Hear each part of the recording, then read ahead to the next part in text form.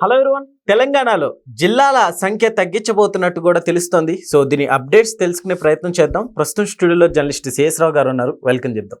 Hello sir. Hello. అంటే ఇప్పుడు ఏ ప్రాంతంలో ఎట్లా తీయచ్చంటారు సార్? ఇప్పుడు కేసీఆర్ గారు జిల్లాల సంఖ్యని పెంచారు. ఆ జిల్లాల సంఖ్యను శాస్త్రీయబద్ధంగా పెంచారా అని అంటే కాదు అని చెప్పి చాలా మంది చెప్తుంటారు. ఓకే, జిల్లాల సంఖ్యను పెంచుకోవడంలో తప్పలేదు, కానీ దానికి సైంటిఫిక్ మెథడాలజీ ఉండాలి. ఇప్పుడు ఆంధ్రప్రదేశ్లో కూడా జగన్మోహన్ రెడ్డి గారు పార్లమెంట్ యూనిట్గా తీసుకుని జిల్లాలను పునర్విభజన చేశారు. ఓకే, సరే, దాంట్లో జిల్లాల విభజన చేసేటప్పుడు కొన్ని ప్రాంతాలని ఇష్టానుసారంగా చేశారు. దాంతో ఇప్పుడు మళ్ళీ సైంటిఫిక్గా స్టడీ చేసిన తర్వాత చంద్రబాబు నాయుడు గారు జిల్లాల సంఖ్యను నిర్ధారించేసి వాటికి బౌండరీస్ అనేది పెట్టి ఉన్నారు, నిర్ధారించేసి గెజిట్ కూడా ఇచ్చేశారు. అయితే ఇప్పుడు తెలంగాణలో 33 జిల్లాలు ఉన్నాయి. ఓకే, 33 అంటే 3+3 6. అది కేసీఆర్ గారికి అనుకూలించేటువంటి నెంబర్ అనేది ఒక సెంటిమెంట్ ఉంది. 6 అనేది కేసీఆర్ గారి నెంబరు. ఆ నెంబర్ కోసం ఆయన జిల్లాల సంఖ్యను పెంచారు. ఓ మండల హెడ్ క్వార్టర్ 2 మండలాలను కలిపి ఒక రెవెన్యూ డివిజన్ కూడా మండలం చేసేసారు. 2 మండలాలను కూడా ఒక జిల్లాను చేసేసారు. కానీ 33 జిల్లాలు అనేది అవసరమా అనేటువంటిది చాలా కాలంగా వినిపిస్తుంది తెలంగాణలో. ఓకే, అందుకే ఇప్పుడు రేవంత్ రెడ్డి గారు ఏమంటున్నారంటే జిల్లాల్లో ఇప్పుడు ఉన్నటువంటి వాటిలో కనీసం ఒక 6-7 జిల్లాలని తగ్గించేసేయాలని చెప్పి ఆయన భావిస్తున్నారు. ఓకే, ఎందుకనంటే భౌగోళికంగా చూస్తే ఆంధ్రప్రదేశ్ కానీ తెలంగాణ కానీ ఎన్ని జిల్లాలు ఉండాలి అనేది ఒక లెక్క ఉంటుంది. అలా జనాభా ప్రాతిపదికన చేయాలి. అలా కాకుండా ఇష్టానుసారం సెంటిమెంట్ నెంబర్ కావాలి, మీకు ఆ నెంబర్ ఉంటేనే మళ్ళీ సీఎం కావచ్చు అనేటువంటి సెంటిమెంట్ ఏదైతే ఉందో ఆ సెంటిమెంట్ ప్రకారం జిల్లాల విభజన జరగదు, జిల్లాల సంఖ్య పెరగదు, జిల్లాల సంఖ్య తగ్గదు. ఓకే, అక్కడ ఉండేటువంటి పాపులేషను, తర్వాత భౌగోళిక పరిస్థితులు, వీటన్నిటిని దృష్టిలో పెట్టుకొని జిల్లాల విభజన చేయాలి. ఇది అశాస్త్రీయంగా జరిగింది తెలంగాణలో. అందుకే 33 నుంచి దాన్ని తగ్గించాలనేది. అసలు రాష్ట్రం విడిపోయినప్పుడు ఉమ్మడి తెలంగాణకి ఎన్ని ఉన్నాయి? హైదరాబాద్తో కలిపి 10 ఉన్నాయి. ఓకే, ఉమ్మడి ఆంధ్రప్రదేశ్కి ఎన్ని ఉన్నాయి? 13 ఉన్నాయి జిల్లాల సంఖ్య. ఇప్పుడు వీటిని పెంచుకున్నందువల్ల ఏమవుతుంది? ఎక్స్ట్రా సిబ్బంది కావాలి. అవును, అంటే మళ్ళీ మాకు సివిల్ సర్వెంట్లు కావాలి, కలెక్టర్లు, ఎస్పీలు కావాలని చెప్పి కేంద్ర ప్రభుత్వానికి లెటర్ రాయాలి. అవును, కేంద్ర ప్రభుత్వం అక్కడి నుంచి మళ్ళీ ఎస్పీలని కలెక్టర్లు పంపించాలి. వాళ్ళు ఊరికి వస్తారా? వాళ్ళకి ఇచ్చేటువంటి జీతాలు బడ్డన్ అంతా కూడా వేలమైన పడుతుంది. వాళ్ళకి బంగళాలు, ఖర్చులు, కార్లు, ఇవన్నీ ఖర్చులు పడతాయి.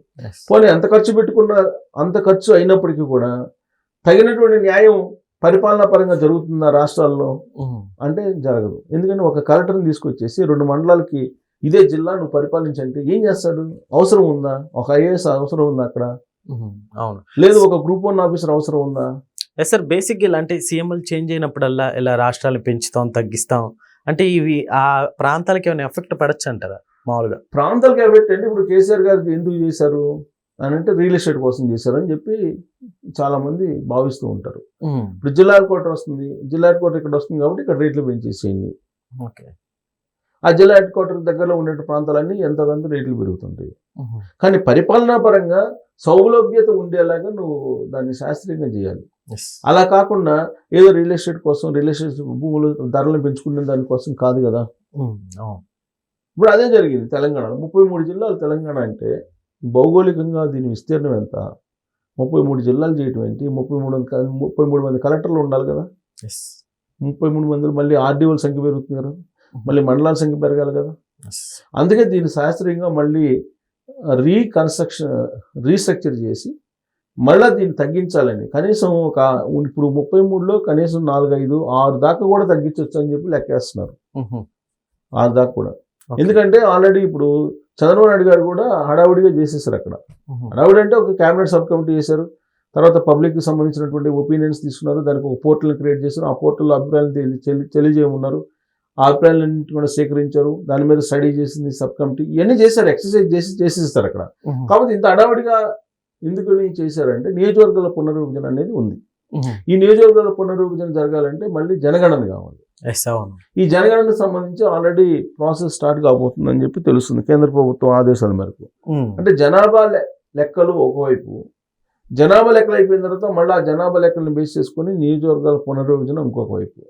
ఇవన్నీ వచ్చినప్పుడు జిల్లాల సంఖ్యను పెంచడానికి ఉండదు. అందుకని ముందే జిల్లాల సంఖ్యను పెంచేసుకుంటే ఆ తర్వాత ఆ ప్రక్రియ అయితే చేసుకోవచ్చు అనేది ఒకటి ఉంది. ఓకే. కాకపోతే ఏంటంటే ఒకసారి జనగణన అయిపోయిన తర్వాత పెంచుకుంటే సైంటిఫిక్ కూడా వస్తుంది. సరే సైంటిఫిక్గా వస్తుందా అది పక్కన పెడితే ఇప్పుడున్నటువంటి 33 జిల్లాలు ఏవైతే ఉన్నాయి ఈ 33 జిల్లాలు సైంటిఫిక్గా ఉన్నాయా లేవా అనేది చాలా కాలం చర్చ జరుగుతుంది. కేవలం 6 అనేటువంటి నెంబరు కేసీఆర్ గారికి లక్కీ నెంబరు. ఈ లక్కీ నెంబర్కి అనుగుణంగా జిల్లాల సంఖ్య ఉండాలి అని చెప్పి పెంచారు తప్పితే అశాస్త్రీయంగా జరిగిందని చెప్పి చాలామంది చెప్తూ ఉంటారు. ఎన్ని జిల్లాలు ఉంటాయి తెలంగాణకి అనేది. సో దీనివల్ల కొంత లబ్ధి పొందారు, జరగడం కూడా జరిగింది. ఎందుకంటే రియల్ ఎస్టేట్ కూడా ఆర్టిఫిషియల్గా పెంచారు అనేది, రకరకాలుగా ఆర్టిఫిషియల్గా తీసుకొని ఆర్టిఫిషియల్గా పెంచారు. అది రియల్ గ్రోత్ కాదు అని చెప్పేసి అంటారు. సరే ఇప్పుడు జిల్లాల్ని రీస్ట్రక్చర్ చేసి తగ్గిస్తే కనుక రేవంత్ రెడ్డి గారి మీద యాంటీ వచ్చే అవకాశం కూడా లేకపోలేదు. ఓకే. ఎందుకంటే ఆల్రెడీ జనాల్లో ఇది మా జిల్లా హెడ్ క్వార్టర్ అని చెప్పి ఒక ఊరు ఏదో ఉంటుంది, దాన్ని నేను తీసేస్తానని అంటే అక్కడ ఉన్నట్టు ప్రజలు ఎందుకు ఒప్పుకుంటారు? ఇప్పుడు చంద్రబాబు నాయుడు గారు ఆల్రెడీ అన్నమయ్య జిల్లానికి రాయచోటిని జిల్లా కేంద్రంగా చేస్తానని చెప్పి ఎన్నికల ముందు ఆయన హామీ ఇచ్చారు. హామీ ఇచ్చిన తర్వాత ఇప్పుడు జిల్లాల సంబంధించినటువంటి జరిగినప్పుడు మదనపల్లిని అన్నమయ్య జిల్లాకి జిల్లా హెడ్ క్వార్టర్ చేశారు. ఇప్పుడు దాని మీద పెద్ద ఎత్తున గందరగోళం జరుగుతుంది.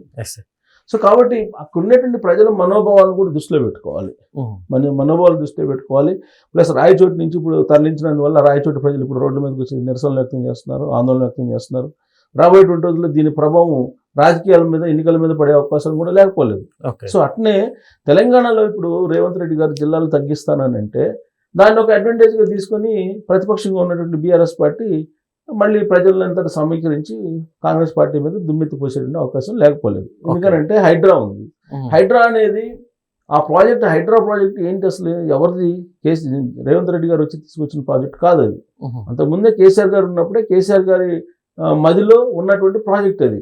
2023 అసెంబ్లీ ఎన్నికలకు ముందే కేసీఆర్ గారు చెప్పారు. ఓకే. మూసీ నదికి ఇరువైపులో ఉన్నటువంటి ఆక్రమణలు ఏవైతే ఉన్నాయో, ఆక్రమించి కట్టుకున్నారో ఎవరైతే ఉన్నారో వాళ్ళందరూ వెళ్ళిపోండి, మీరు ఒకవేళ మీరు వెళ్ళకపోతే మేము కూల్చేస్తామని చెప్పి మైకుల్లో అనౌన్స్ చేయించారు. మరి అలాంటి ఇష్యూని ఇప్పుడు రేవంత్ రెడ్డి గారు వచ్చిన తర్వాత ప్రక్షాళన చేస్తాను, మూసీ నది ప్రక్షాళన చేస్తానని చెప్పి చెప్తే ఆయన దానికి ఒప్పుకోలేదు కదా. దానికి ఒప్పుకోకుండా హైడ్రా వచ్చేసింది, మీకు కూల్చడానికే మీకు రేవంత్ రెడ్డిని ముఖ్యమంత్రిని చేశారు అని చెప్పేసి ఈ ఎన్కన్వెన్షన్ కూల్చిన తర్వాత జరిగినటువంటి పరిణామాలను కనుక గమనిస్తే అసలు కూల్చడానికే సీఎం రేవంత్ రెడ్డి అన్నట్టుగా హైలైట్ చేశారు బీఆర్ఎస్ పార్టీ వాళ్ళు. రాబోయే రోజుల్లో అసలు రేవంత్ రెడ్డి గారిని తిరగనివ్వరు, సెక్యూరిటీ లేకుండా రమ్మని చెప్పి కేటీఆర్ గారు అనేక సందర్భాలు అన్నారు. జూబ్లీహిల్స్ ఉప ఎన్నికల తర్వాత కాంగ్రెస్ పార్టీ గెలిచింది. ఆ గెలుపు తర్వాత కొంచెం సైలెంట్ అయింది బీఆర్ఎస్ పార్టీ. కానీ వాస్తవంగా ఏంటి, వాళ్ళు దీన్ని ప్రచారం చేసేసి నెగిటివ్ చేయాలని. అలాగే ఇప్పుడు నియోజకవర్గాల పునర్విభజన జరగబోతుంది కాబట్టి ఈ లోపుగానే జిల్లాలకు సంబంధించినటువంటి రీస్ట్రక్చర్ చేయాలనేది రేవంత్ రెడ్డి గారి యొక్క ఆలోచన. రీస్ట్రక్చర్ చేస్తే పొలిటికల్గా నష్టపోతారేమో, అది కనుక పొలిటికల్గా నష్టపోయాము, ఇబ్బంది ఏం లేదు, ప్రజలు అర్థం చేసుకుంటారు. హైడ్రాకి ముందు ఏ విధంగా అయితే నెగిటివ్ క్యాంపెయిన్ జరిగిందో తర్వాత మళ్ళీ పాజిటివ్ క్యాంపెయిన్ జరిగిందో అదే తరహాలో దీనికి కూడా వస్తుందని చెప్పి భావిస్తే కనుక రేవంత్ రెడ్డి గారు జిల్లాల రీస్ట్రక్చర్కి వెళ్ళే అవకాశం ఉంది ఈ నెలలోనే.